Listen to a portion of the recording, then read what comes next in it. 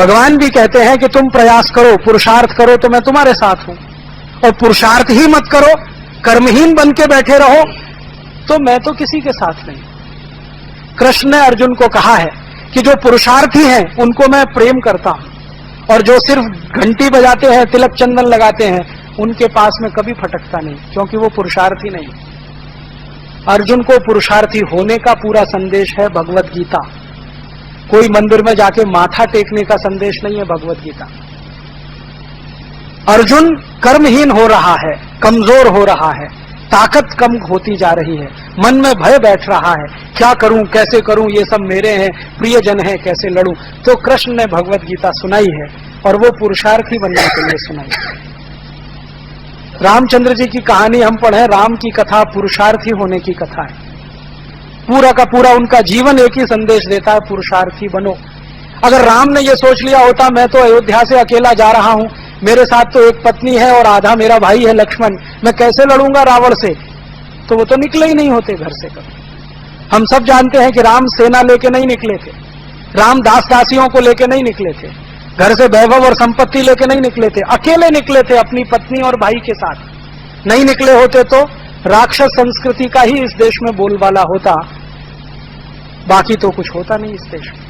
लेकिन निकल पड़े, वो निकल पड़े तो भील, कोल, किन्नर, नर सब उनके पीछे लाखों की संख्या में खड़े हो गए और रावण जैसे शक्तिशाली राजा को परास्त कर दिया।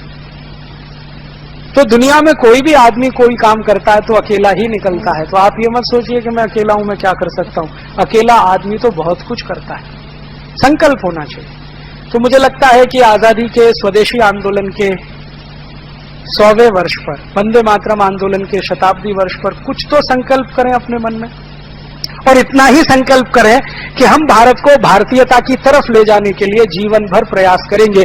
सफल हो या ना हो ये दूसरी बात है, प्रयास हम करेंगे। क्योंकि कृष्ण ने हमें कहा है कि तुम चिंता मत करो, फल की चिंता तुम करने के अधिकारी नहीं हो, तुम काम करो, प्रयास करो, फल मिले ना मिले, मा फलेषु कदाचन। तो हम प्रयास करें, पूरी ईमानदारी से करें, कर्मठता से करें, निष्ठा से करें, तो शायद आने वाले 3 साल, 5 साल, 10 साल में ये देश भारतीयता की तरफ लौट सकता है, समाज भारतीयता की तरफ लौट सकता है। और नहीं करेंगे तो जो पीढ़ी जवान हो रही है ना, ये आपकी आंखों के सामने ही इस देश को खड्डे में ले जाकर डालने वाली है, आपके देखते देखते। क्योंकि ये जो नई पीढ़ी आ रही है ना, इसको भारतीयता का संस्कार तो मिल नहीं पा रहा है, क्योंकि कॉन्वेंट में पढ़कर निकल रही है तो संस्कार तो यूरोपियन है, तो वो भारत को तो पहचानते भी नहीं है, जानते भी नहीं है। अगर जानते और पहचानते होते तो अपने दादाजी को पूछते, would you be my Valentine. वो तो ये कहते कि भाई हम तो रक्षाबंधन मनाएंगे हमारे कॉलेज में, हम ये वैलेंटाइन डे नहीं मनाएंगे। अगर जानते बूझते समझते तो, अगर हमारी युवा पीढ़ी जानती बूझती समझती तो अब कॉलेजेस में फैशन परेड होने लगी है, यूनिवर्सिटीज में फैशन परेड होने लगी है। ये होता क्या, हमने अपने बच्चों को उन फैशन परेडों में पहले से ही शामिल करने का तय कर लिया है। छोटे छोटे नर्सरी स्कूलों में फैशन परेड होने लगी। यूरोप में शरीर का आनंद ही सब कुछ है, इसलिए शरीर और यौनिकता के आसपास सब कुछ घूमता है वहां पर। भारत में शरीर का आनंद कुछ भी नहीं है। तो हम तय करें जाना किधर है। और ये मेरे लिए और आप सबके लिए बहुत सही समय है कि अब हम देश के बारे में चिंतन करें। चिंता कम करें, चिंतन ज्यादा करें। ज्यादा लोग चिंता से ग्रसित हैं, हाय क्या होगा, हाय क्या होगा। चिंता छोड़िए, चिंतन करिए, रास्ते निकलेंगे उसमें। तो आज भारत और यूरोप का चिंतन मैंने आपके बीच में इसलिए रखा कि हम तय करें हमें जाना किधर है। अगर हम भारत और भारतीयता की तरफ जाना चाहते हैं तो ये मान लें कि हर देश की सभ्यता उसकी भौगोलिक परिस्थिति के हिसाब से तय होती है। भारत एक गर्म देश है या समशीतोष्ण जलवायु का देश है, तो यहाँ की सभ्यता में हर वो चीज होगी जो प्रकृति से संबंधित है। यूरोप ठंडा देश है, उस ठंडे देश की सभ्यता में जो कुछ भी होगा वो उनकी प्रकृति से जुड़ा हुआ होगा। अब वहां से कुछ आया है और हमने बिना सोचे समझे उसकी नकल कर लिया तो हमको ही नुकसान करेगा, उनको नहीं करेगा। आपके घर में किसी बच्चे का जन्म हुआ, लातूर म्युनिसिपल कॉरपोरेशन से आपको बर्थ सर्टिफिकेट अगर लेना है तो बिना रिश्वत के संभव नहीं है। यहां से शुरू होती है लूट। जन्म हुआ, वहीं से भ्रष्टाचार शुरू। आपको इसका जन्म प्रमाण पत्र चाहिए, वो घूस दीजिए, रिश्वत दीजिए, तभी मिलेगा। और जब मृत्यु होगी उसकी, तब डेथ सर्टिफिकेट चाहिए, वो भी बिना रिश्वत के नहीं मिलेगा। तो जन्म से शुरू होकर मृत्यु तक जितनी क्रिया विधि आप करते हैं सब में लूट होती है, और यही लूट का पैसा विदेशी बैंकों में जमा होता है। और इसी पैसे का टैक्स जस्टिस नेटवर्क ने कैलकुलेशन किया, 258 लाख कोटी है 2006 तक। मैं उसमें जोड़ रहा हूं 2010 तक ये 300 लाख कोटी से ज्यादा हो गया। अब हमारे सामने आखिरी बात मैं आपसे रखना चाहता हूं कि क्या करें अब हम। अंग्रेजों ने लूटा, काले अंग्रेज लूट रहे हैं। अंग्रेजों ने जो सिस्टम बनाया, काले अंग्रेज उसी को चला रहे हैं। हम क्या करें? तो दो रास्ते हैं अपने पास।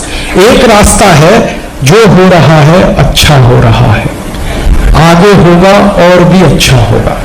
तुम क्यों व्यर्थ चिंता करते हो? तुम क्या लाए थे, क्या ले जाओगे? ये एक रास्ता जो हो रहा है अच्छा है।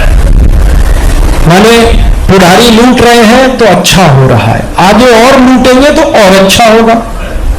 तुम क्यों चिंता कर रहे हो भाई, लूटने दो देश को। और ये बात को कहने के लिए श्री कृष्ण का उदाहरण देते हैं। ये तो श्री कृष्ण ने कहा जो हो रहा है अच्छा हो रहा है, आगे होगा और भी अच्छा होगा। क्यों व्यर्थ चिंता करते हो? देश लूट रहा है तो अच्छा हो रहा है, आगे लूटेगा और अच्छा होगा, तुम क्यों परेशान होते हो? ये तो श्री कृष्ण का। ये हमारे देश में कहने वाले बहुत लोग हैं। मुझे कहते हैं तुम क्यों परेशान होते हो? बाबा जी को बोलो क्यों परेशान हो रहे हैं? योग करें, प्राणायाम करें, आयुर्वेद को बढ़ाएं, फैलाएं। ये लूटने के लोगों को पकड़ने के लिए क्यों काम कर रहे हैं बाबा जी? मुझे कहते हैं, फोन बहुत आते हैं, पुजारियों के फोन बहुत आते हैं। वो तो बाबा जी को मना कर दो, ये सब ना करें, भ्रष्टाचार के खिलाफ कुछ नहीं करना, व्यवस्था परिवर्तन की बात ना करें। वो तो योग सिखाएं, प्राणायाम सिखाएं, बहुत अच्छा है, हम भी उनका सम्मान करते हैं, सारा देश करता है। ये भ्रष्टाचार की बात मत करें, ये मुझे कहते हैं और मुझे सुनाते तुम क्यों परेशान हो, व्यर्थ चिंता क्यों करते हो, जो हो रहा है अच्छा हो रहा है, आगे होगा और भी अच्छा होगा। तब मैं उनसे पूछता हूं कि श्री कृष्ण ने ये कब कहा था, ये तो बताओ। कोई भी बात जो होती है उसका कोई संदर्भ होता है, कंटेक्स्ट होता है। कौन से संदर्भ में श्री कृष्ण ने ये कहा था? श्री कृष्ण ने ये तब कहा था जब अर्जुन युद्ध लड़ने को तैयार नहीं, अर्जुन को युद्ध के लिए तैयार करना पड़ा और श्री कृष्ण ने उसके लिए 18 अध्याय की गीता सुनाई। और युद्ध के मैदान में, ध्यान रखना, बेडरूम में नहीं, बेडरूम में नहीं, ड्राइंग रूम में नहीं, डाइनिंग रूम में नहीं, लिविंग रूम में नहीं, युद्ध के क्षेत्र में, युद्ध के मैदान में गीता सुनाई है उन्होंने।